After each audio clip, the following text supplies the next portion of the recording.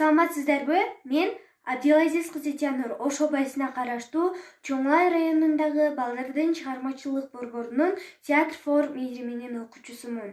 Баарыңыздардын бүгүнкү тил майрамыңыздар менен чын диlimden куттуктаймын.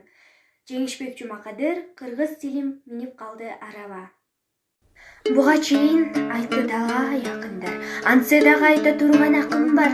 Кыргыз болуп төрөлгөндөр кыргыз тилин унутууга айтчы кандай акың бар. Кыргыз туруп орусчалап сүйлөгөн, өз баласын орусчалап тилдеген, кыргыз туруп кыргыз тилин сүйбөгөн арабызда кыз уландар жок бекен. Салам менен приветтин айырмасын билбеген.